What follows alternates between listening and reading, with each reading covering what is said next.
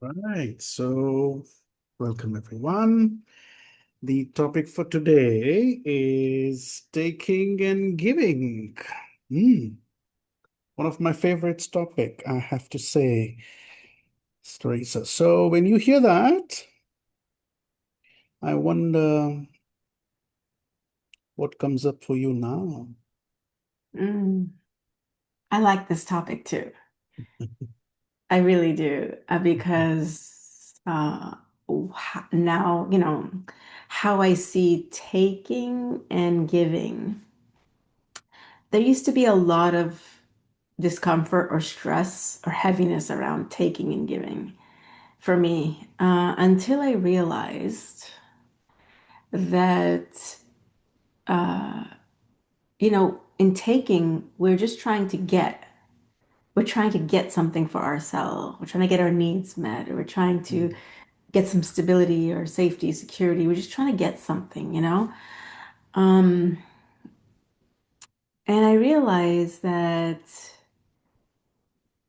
there's a formula to that, a really simple, easy formula, rather than making it so difficult to try to, you know, get what you need. And when I see the picture of that, I imagine like people fighting for, their share or whatever, Mm. right? Um, And the simple formula that I came to understand in getting your needs met, or getting what you're looking for, what you're needing, what you're wanting, what you're desiring, all of that is come starts with giving. Mm. Starts with giving. And okay. And understanding this for myself took me a while, because I was like, you need something to give. If you're going to give, you need something to give, right? And if you're feeling like you have nothing to give, then giving becomes really, really difficult. Until I realized, like, I didn't want to give. I remember at a certain point in my life, I didn't want to give because I was like, I'm going to lose if I give. Mm. Yeah, time, resources, energy, money, knowledge, ideas, all of this stuff. So I would hold on tight to whatever I had and be very cautious about giving it away or letting it leak out until I came to understand and realize, wait a minute, I can get whatever I can have enough. I can have what I need. And there's only one place to look for that, because I tried all the other places. I tried all the other places, and a lot of disappointment, a lot of letdown, a lot of hurt, a lot of like betrayal, all these things. And until I came to understand that there's only one source that we all have access to, and that source is our creator. That source is God. That source is the creator and the owner and the sustainer of the whole entire universe. It's the Lord of the worlds, right? And I was like, until I realized that, and I was like, oh, that's all I need to do. I need to go back to that source. And that was like, whoosh, like a wake up call, like a boom, like, oh my gosh, what have I been doing my whole life?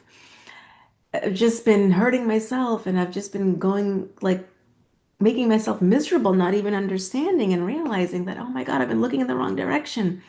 And when I realized that, oh man, it was like, okay, I want something, I need something, I know where to go, I know where to look, I know where to seek from. I know what to rely on.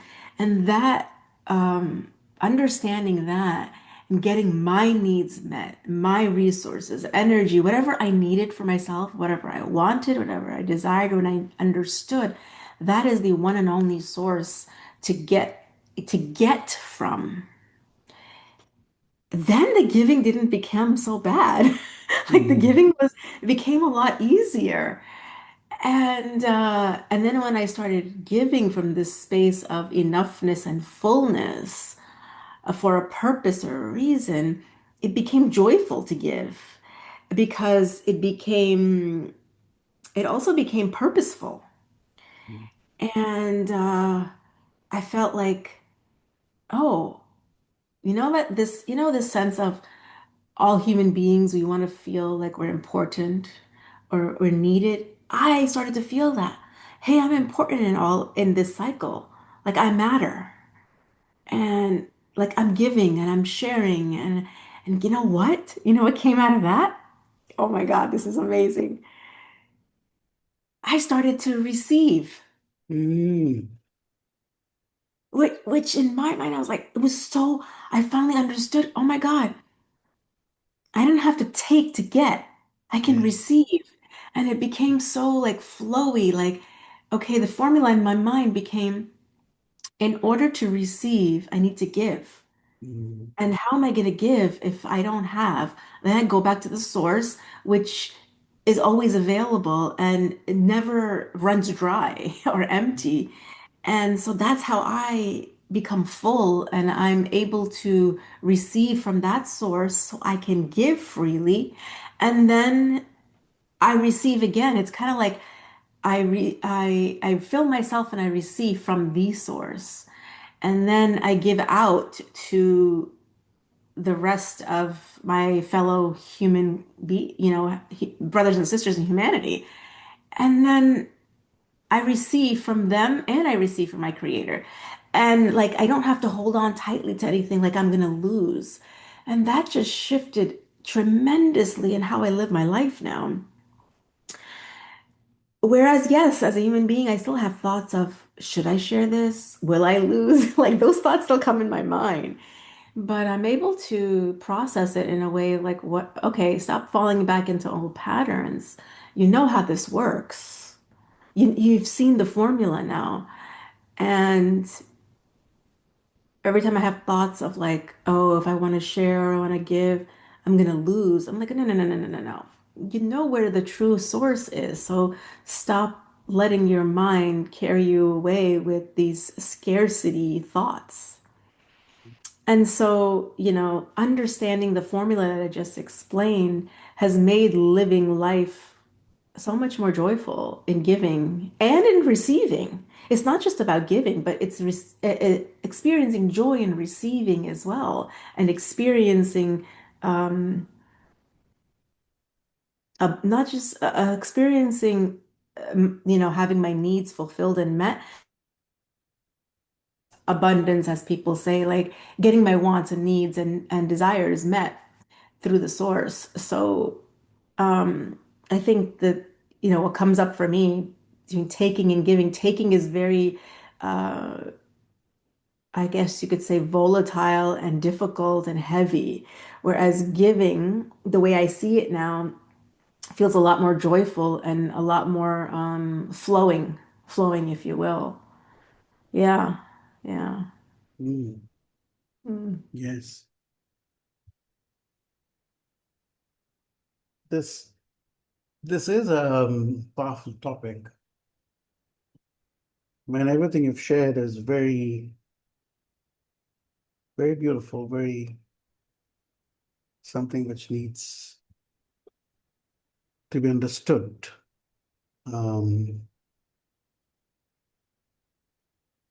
yeah.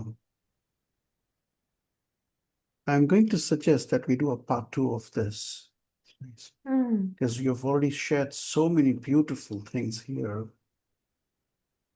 which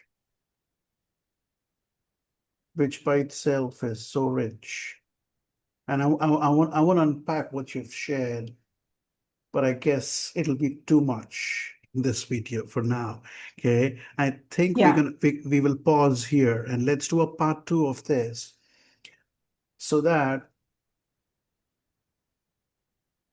we help it helps us first see what's natural and what's conditioned. Mm. And we need to see both. We need to see both. If we don't see either, it it doesn't complete the puzzle. Okay, you need to see both the illusion, which we are conditioned, which most people are playing that game, and the other one is so natural, which you just have to wake up and see once, and that's it. It ends Mm. the game. That game ends. The trap ends. So let's just pause here for a moment now. Yeah, I think that's a good idea because my journey of what I just explained, Brother Mudassir, was over a 13-year span. There you go. There you go. Yeah. Yeah.